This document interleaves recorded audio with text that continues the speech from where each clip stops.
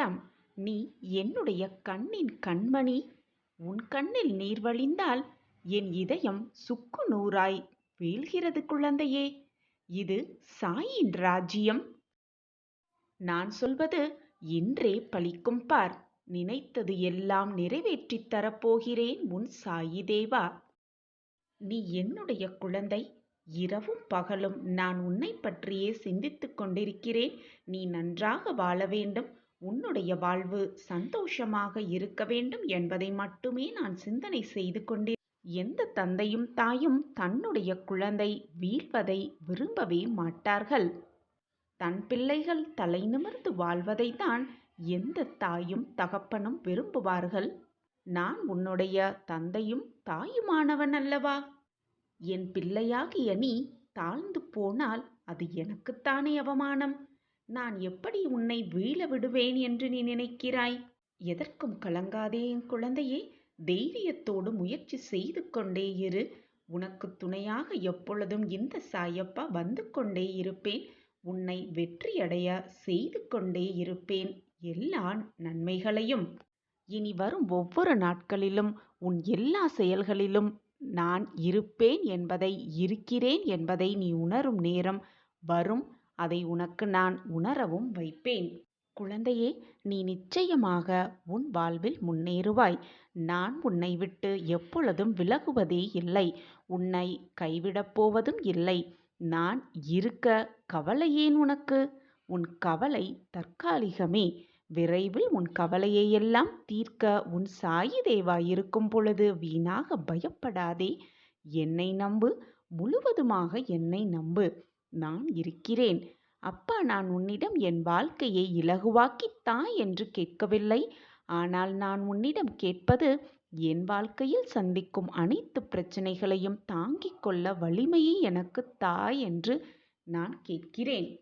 குழந்தையே, உன் வேண்டுதல்கள் யாவும் நிறைவேற்றப்படும். பொறுமை, நம்பிக்கை மட்டும் உன் உள்ளத்தில் உண்டெனில் உலகமே உன் காலடியில்தான்.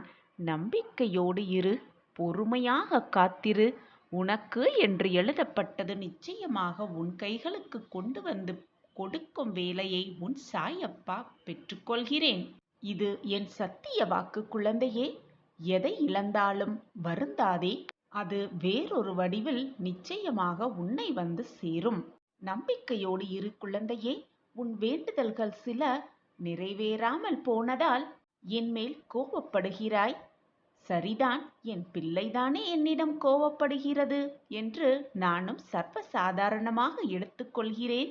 உன் வேண்டுதல்கள் அனைத்தையும் என்னால் நிறைவேற்ற முடியாமல் இல்லை குழந்தையே. ஒரு நொடி போதும் குழந்தையே. உன் வேண்டுதல்கள், உன் ஆசைகள் அனைத்தையும் நான் நிறைவேற்றுவேன். ஆனால் அதற்கான விளைவுகளை நீ சந்திக்க தயாரா? அதற்கு நான் எப்படி பொறுப்பாளியாக முடியும்? உனக்கு நன்மை தரும் கோரிக்கைகளை மட்டுமே நான் பார்த்து பார்த்து உனக்கு கொடுத்து கொண்டிருக்கிறேன். நல்ல வாழ்க்கையை பார்த்து பார்த்து உனக்கு கொடுத்து கொண்டிருக்கிறேன். என்ன மாற்றங்கள் உன் வாழ்வில் நடந்தால் அது உனக்கு நன்மையாக இருக்கும், அதுவும் நிரந்தர நன்மையாக இருக்கும் என்பதை பார்த்து பார்த்து நான் செய்து கொண்டிருக்கிறேன்.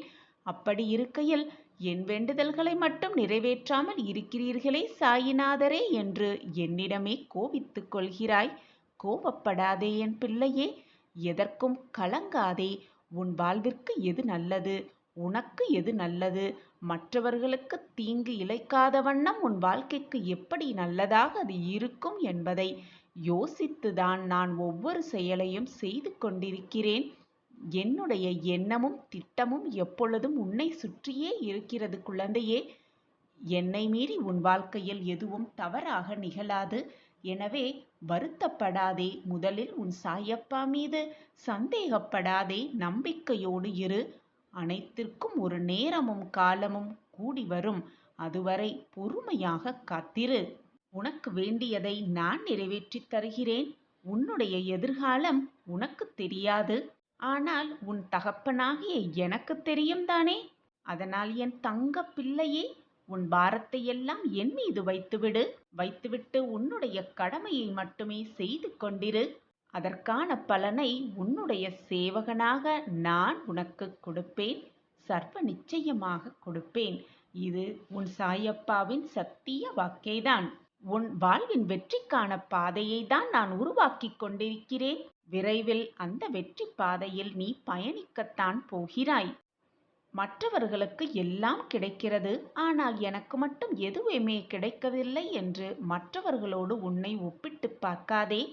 அவரவர் செய்த பாவ புண்ணியத்தின்படியே அவரவர் வாழ்க்கையில் இன்பமும் துன்பமும் வந்து கொண்டிருக்கிறது என்பதை முழுமையாக நம்பு. நீ செய்த புண்ணியத்தால் தான் இவ்வளவு சந்தோஷமாக இருக்கிறாய். என்னை பிரார்த்திக்கும் பாக்கியத்தையும் பெற்றிருக்கிறாய். மற்றவர்களின் கர்மா வேறு, உன்னுடைய கர்மா வேறு. இந்த உலகத்தில் பிறந்த யாராக இருந்தாலும் அவரவர் கர்மாவை அவரவர்கள் அனுபவித்துதான் ஆக வேண்டும். கர்மாவிலிருந்து யாருமே தப்பித்து கொள்ளவே முடியாது. ஒவ்வொருடைய படைப்பின் நோக்கமும் வெவ்வேறு விதமாகத்தான் இருக்கும். ஒன்றை போல் மற்றவர்கள் பிறக்கவும் இல்லை, பிறக்க வைப்பதும் இல்லை. உன் கர்மாவின் வலிமைகளை குறைக்கும் வேலையை தான் நான் செய்து கொண்டிருக்கிறேன். கூடிய விரைவில் உன் கர்மாவின் வலிமைகளை குறைத்து உன் வாழ்க்கையில் நல்ல நல்ல மாற்றங்களை ஏற்படுத்துவேன் என்று நம்பிக்கையோடு இரு. பொறுமையாக காத்திருப்பும் யாருக்கும் பலன் இல்லாமல் போகாது. உன் பொறுமையான காத்திருப்புக்கு நிச்சயமாக அதற்கான பலனை நான் உனக்கு வழங்குவேன். எனவே எதற்குமே கவலை வேண்டாம். முடிந்தவரை மற்றவர்களுக்கு உதவி செய்து கொண்டே இரு. மறந்தும் கூட யார் மனதையும் புண்படுத்தும் எண்ணத்தை விட்டுவிடு. உன் வேண்டுதல்கள் யாவும் நிறைவேற்றப்படும் என்னுடைய பரிபூரண ஆசிர்வாதத்தால்.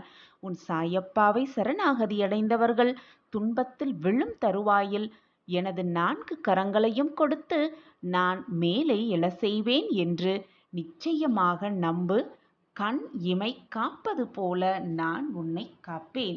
இது உன் சாயப்பாவின் சத்திய பிரமாணம். என் அன்பு பிள்ளையே, நீ விரும்பிய வாழ்க்கையை வாழப்போகிறாய். உன்னோடு நான் இருப்பதை உணர்ந்து கொள்ளும் நேரம் வெகு விரைவில் வரும். இனி கலங்காதே. எந்த சூழ்நிலையிலும் நான் உன்னை கைவிடவே மாட்டேன். நான் இருக்கிறேன் பிள்ளையே. கண்ணிமைக்கும் நேரத்தில் காட்சி தருவேன். எண்ணம் மட்டும் என்மேல் இருந்தால் நிச்சயமாக அனைத்தும் உனக்கு வசமாகும். நான் இருக்கிறேன் குழந்தையே. வீணாக மனதை போட்டு குழப்பிக்கொண்டே இருக்காதே. அனைத்தும் இனி உனக்கு வசமாகும்.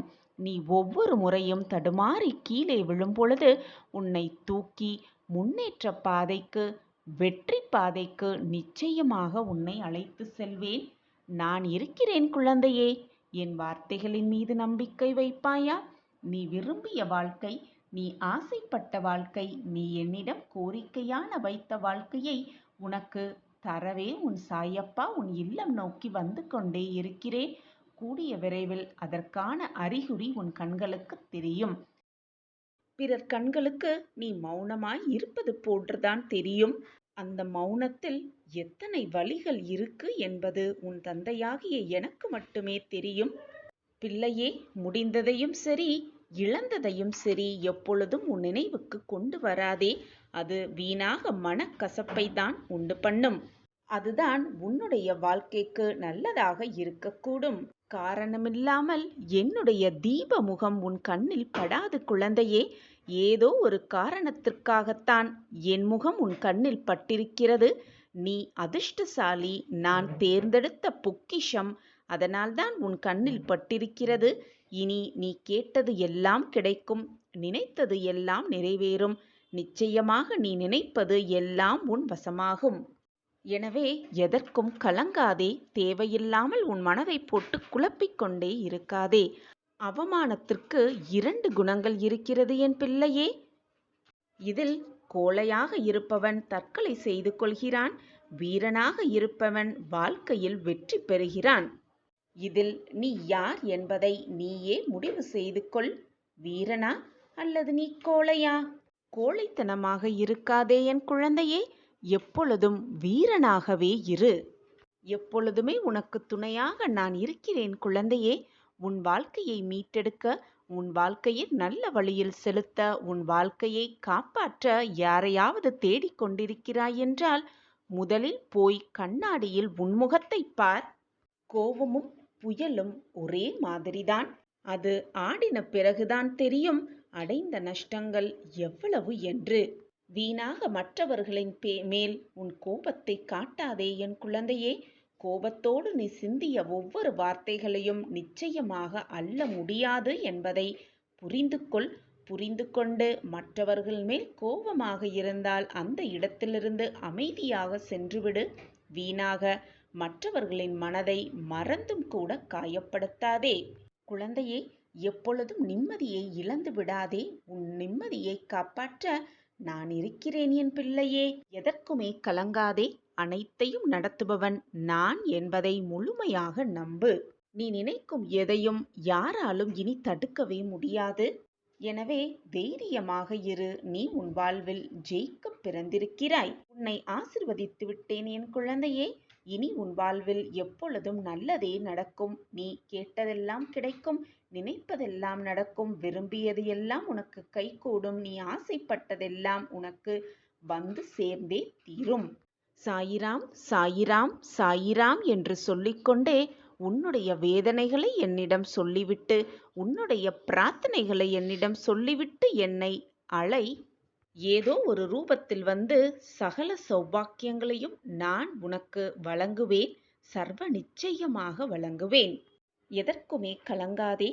இது நம் வாழ்வில் நடக்குமா நடக்காதா, கிடைக்குமா கிடைக்காதா என்று ஏன் இந்த மன போராட்டம் உன் மனதில்?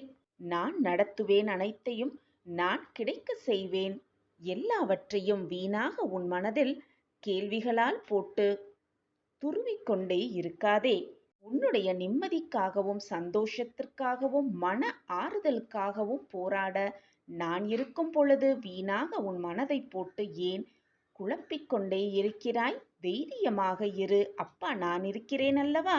எதற்குமே கலங்காதே. உன் வாழ்க்கையில் அனைத்தையும் நடத்துபவன் நான் என்பதை தீர்க்கமாக நம்பு. ஆணவத்தோடு இருந்தால் அந்த குணம் உன்னை அனாதையாக்கிவிடும் என் பிள்ளையே. அன்பான வார்த்தைகள்தான் உனக்கு உயர்வை தரும். எனவே அன்பாக இரு. எப்பொழுதும் மற்றவர்கள் மீது பாசத்தை பொழிந்து கொண்டே இரு. தேவையில்லாமல் வருத்திக் கொண்டே இருக்காதே.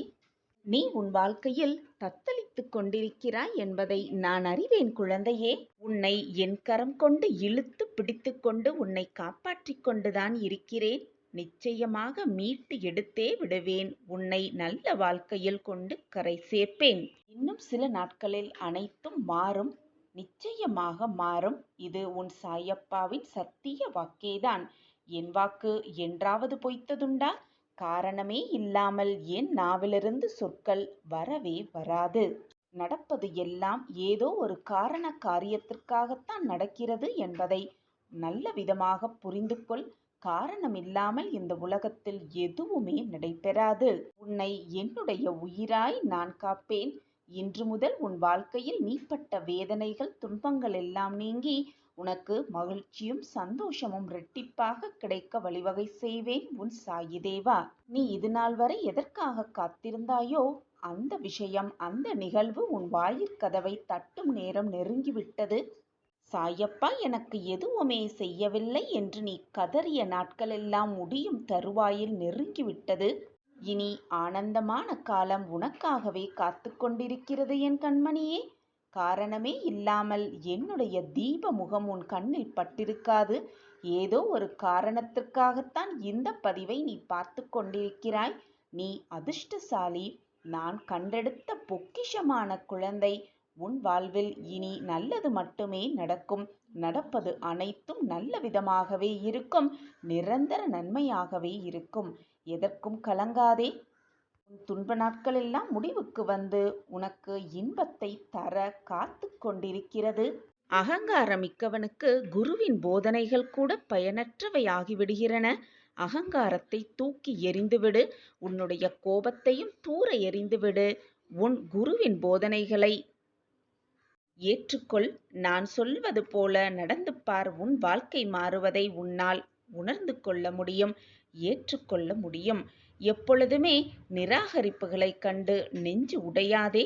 உன்னை யாராவது தூக்கி எறிகிறார்கள் என்றால் இறைவன் உன்னை மேலே, இன்னும் மேலே தூக்கி விடுகிறான் என்றுதான் அர்த்தம். நான் இருக்கும் வரை எதற்கும் கலங்காதே. நான் உன்னை எப்பொழுதும் கைவிடவே மாட்டேன். எனது ஆசிர்வாதத்தினால் எப்பொழுதுமே நீ வாழ்க்கையில் ஜெயித்து கொண்டே இருப்பாய். நம்பிக்கையோடு உன் கடமையை செய்து கொண்டே இரு. எது நடந்தாலும் அப்பா பார்த்து கொள்வார் என்ற நம்பிக்கையோடு உன் அடியை எடுத்து வைத்து கொண்டே இரு. உனக்கான அந்த நல்ல நாள் நிச்சயமாக உன்னை தேடி வரும். எதற்காக கவலைப்பட்டு கொண்டே இருக்கிறாய்? நீ எதை செய்தாலும் சரி, எதை பேசினாலும் சரி, எதை யோசித்தாலும் சரி, அனைத்தும் எனக்கு தெரியும் குழந்தையே. பொறுமையாக இரு. உன் வாழ்க்கையில் திருப்பம் உண்டாகப் போகிறது. உன் விதி ரேகையை மாற்றி அமைக்கப் போகிறேன் உன் சாயி தேவா. என்னை நினைத்து கொண்டிருக்கும் இந்த வேளையில் முடிந்தவரை உதவி தேவைப்படுபவர்களுக்கு உன்னால் முடிந்த உதவிகளை செய்து கொண்டே இரு. நீ என்னுடைய பொக்கிஷமான குழந்தை. எதற்காகவும் மனதை போட்டு வருத்தி கொண்டே இருக்காதே. உன் வாழ்க்கை நிச்சயமாக பொற்காலமாகவே இருக்கப் போகிறது. நீ எதற்குமே பயப்பட தேவையில்லை.